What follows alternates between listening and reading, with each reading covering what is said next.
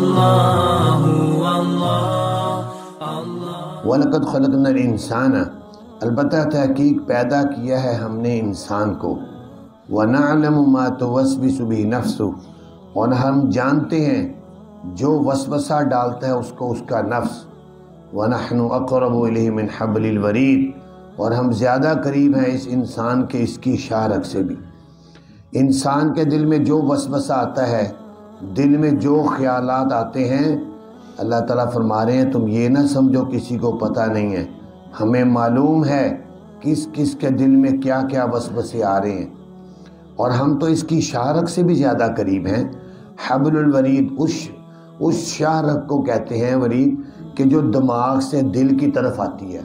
یہ وہ رگ ہوتی ہے کہ اگر یہ کٹ جائے تو فوراً انسان کی ہلاکت ہو جاتی ہے۔ تو وہ انسان کے اتنی قریب شاہ رگ ان سے بالکل اس کے دل کے پاس سے ہو کر اور انسان کے گزرتی ہے، آسمان یہ دماغ سے دل کی طرف آتی ہے، تو اللہ تعالیٰ فرما رہے ہیں ہم اس شاہ رگ سے بھی زیادہ اس کے قریب ہیں، ہمیں یہ مت سمجھو کہ ہم بہت دور ہیں۔ اور قرآن پاک میں ایک جگہ آتا ہے وَهُوَ مَعَكُمْ أَيْنَمَا كُنْتُمْ، وہ تمہارے ساتھ ہے تم جہاں کہیں بھی ہو۔ اور پھر فرمایا کہ اگر تم نے اپنی زندگی کے لیل و نہار کو رہن سہن کے اندر اپنا ذرا کرنا ہے دھیان کہ تم کیا کر رہے ہو اور کیا تمہاری چیزوں کو، تمہارے کاموں کو، تمہاری باتوں کو کوئی لکھ بھی رہا ہے، فرمایا یہ دیکھو ہم نے ڈیوٹیاں لگائی ہیں۔ اِذْ يَتَلَقَّى الْمُتَلَقِّيَانِ عَنِ الْيَمِينِ وَعَنِ الشِّمَالِ قَعِيدٌ، جس وقت کے لے لیتے ہیں دو لینے والے، دائیں طرف سے اور بائیں طرف سے بیٹھنے والے۔ انسان کے دو کندھوں پر، دائیں کندھے پر ایک فرشتہ بیٹھا ہے، ایک بائیں کندھے پر فرشتہ بیٹھا ہے، اور یہ محسوس نہیں ہوتا کہ یہ فرشتے بیٹھے ہوئے ہیں، حالانکہ آپ کندھے پر رومال بھی رکھیں، آپ کو پتہ ہوگا ہمارے کندھے پر رومال پڑا ہے، لیکن وہ دو فرشتے ہیں جو فجر کی نماز ہم جب ادا کرنا شروع کرتے ہیں، ساتھ ہی رات والے فرشتے جا کر دن والے آ کر بیٹھ جاتے ہیں، اور جب عصر کی نماز ہم شروع کرتے ہیں ساتھ ہی دن والے چلے جاتے ہیں، رات والے آ جاتے ہیں۔ یہ ڈیوٹیاں دن رات بدل رہی ہیں۔ اس آیت میں اللہ تعالیٰ کہہ رہے ہیں کہ دو بیٹھے ہوئے ہیں تمہارے دونوں طرف، دائیں طرف والا فرشتہ نیکیاں لکھتا ہے، بائیں طرف والا فرشتہ برائیاں لکھتا ہے۔ مَا يَلْفِظُ مِن قَوْلٍ إِلَّا لَدَيْهِ رَقِيبٌ عَتِيدٌ، نہیں بولتا انسان کوئی بات زبان سے، لفظ کوئی بھی نکالتا ہے مگر اس کے پاس ایک نگران تیار بیٹھا ہوتا ہے۔ رقیب نگران، عتید کا معنی تیار، اس کے ہر وقت ہاتھ میں پین اور رجسٹر اس کے سامنے ہوتا ہے، جو ہی کوئی لفظ بولتا ہے فوراً لکھ لیتا ہے، فوراً لکھ لیتا ہے۔ بس یہ ہے کہ اتنا فرق ہے کہ بائیں طرف والا فرشتہ جس نے برائی کے کام اور بری باتیں جو زبان سے نکالتا ہے وہ لکھنی ہوتی ہیں۔ جب وہ کوئی بری بات انسان زبان سے نکالتا ہے یا کوئی برا کام کرتا ہے تو وہ لکھنے لگتا ہے، تو دائیں طرف والا اس کا فرشتہ کہتا ہے امہل، ٹھہر جا، ابھی ٹھہر جا، شاید یہ توبہ کر لے۔ تو اگر وہ انسان توبہ کر لے، اسی مجلس میں استغفار کر لے، یا کم از کم رات کو سونے سے پہلے استغفار کر لے، تو اس کے دن کے وہ سارے گناہ معاف ہو جاتے ہیں، وہ نامہ اعمال میں لکھے ہی نہیں جاتے۔ اس لیے نبی پاک صلی اللہ علیہ وسلم کی عادت مبارک تھی کہ جس مجلس میں بھی بیٹھے ہوتے تھے، جب مجلس سے اٹھتے تھے تو مجلس سے اٹھنے کی دعا پڑھ لیتے تھے، تاکہ حالانکہ نبی پاک صلی اللہ علیہ وسلم کی تو ہر بات ہی عبادت ہوتی تھی، لیکن ہمیں تعلیم دی ہے کہ ہم جس مجلس میں 100 باتیں کر جاتے ہیں، پتہ نہیں کیسی کیسی باتیں کی ہیں، تو ہم اس میں کوئی نہ کوئی ذکر کریں۔ یا ایک تو یہ مجلس کی دعا ہے، سبحان ربک رب العزت عما یصفون والسلام علی المرسلین والحمد للہ رب العالمین، ایک یہ دعا ہے، اور ایک حدیث مبارک میں آتی ہے سبحانک اللہم و بحمدک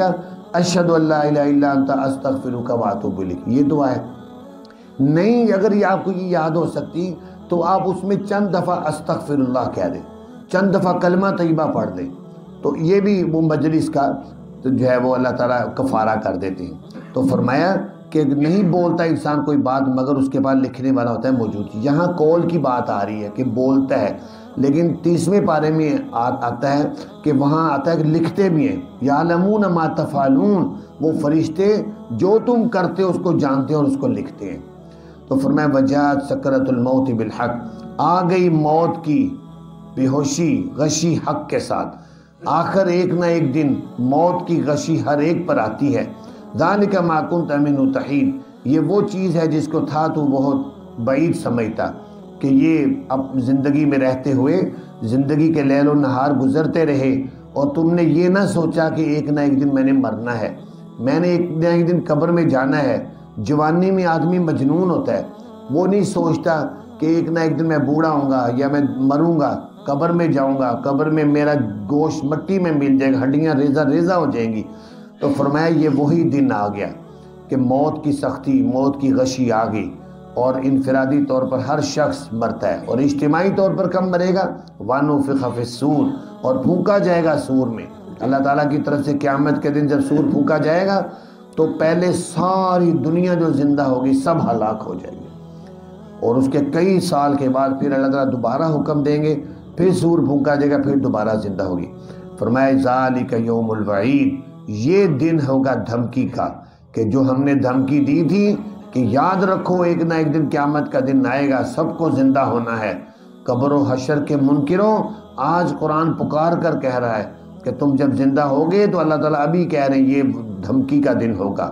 اور جب انسان ہر ایک اٹھے گا قبروں سے، وجاءت کل نفس معها سائق و شہید، آئے گا ہر شخص، اس کے ساتھ ایک چلانے والا ہوگا، ایک گواہ ہوگا،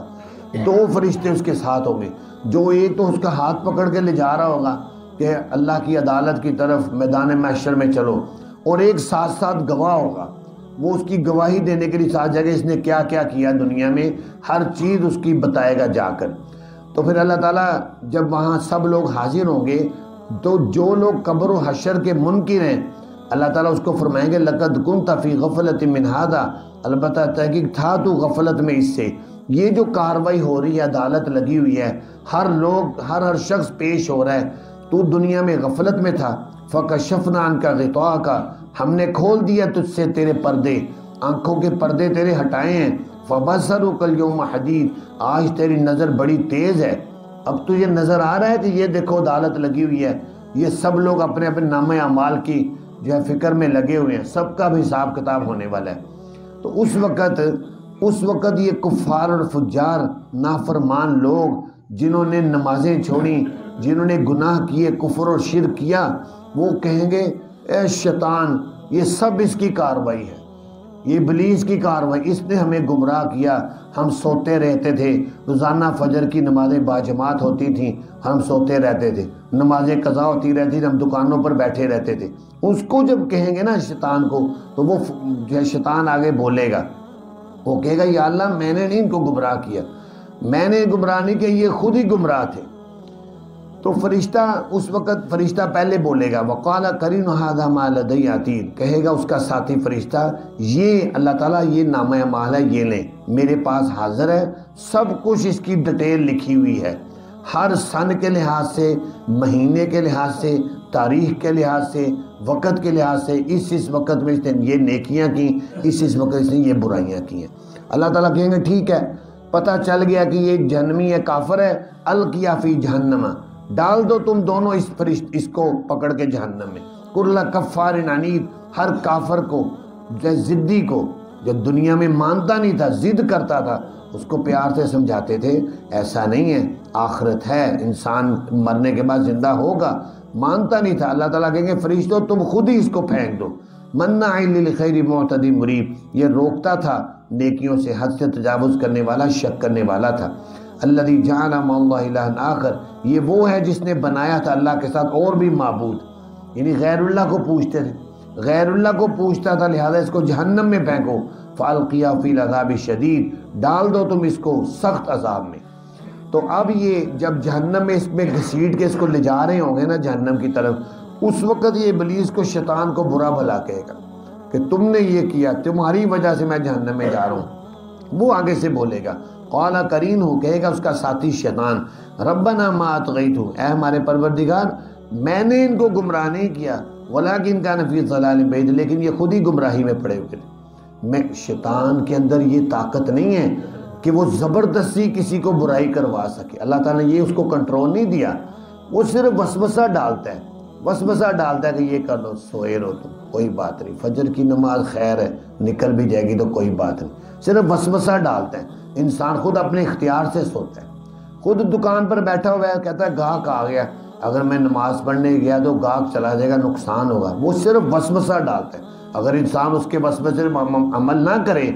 تو کوئی بات نہیں، کوئی نقصان نہیں ہوگا۔ تو جب اس کے وسوسے پر عمل کرتا ہے تو وہ خود کرتا ہے، عمل تو خود کرتا ہے، شیطان کا کام صرف وسوسہ ڈالنا۔ تو اس طرح ان کی بحث ہو رہی ہوگی، جہنمی کی اور ابلیس کی آپس میں بحث ہو رہی ہو، وہ کہے گا تو نے کیا، وہ کہے گا میں نے نہیں کیا، تم خود گمراہ تھے، تم خود غلط تھے، حرام کاموں میں پڑے ہوئے تھے۔ اللہ تعالیٰ کہیں گے خاموش، قال لا تختصموا لدی، اللہ تعالیٰ فرمائیں گے ادھر جھگڑا مت کرو، ادھر کوئی نہ جھگڑا کرے، لڑائی نہ کرے۔ وقد قدمت الیکم بالوعید، یقیناً میں نے بھیج دیا تھا تمہارے پاس پہلے ہی دھمکی کا پیغام،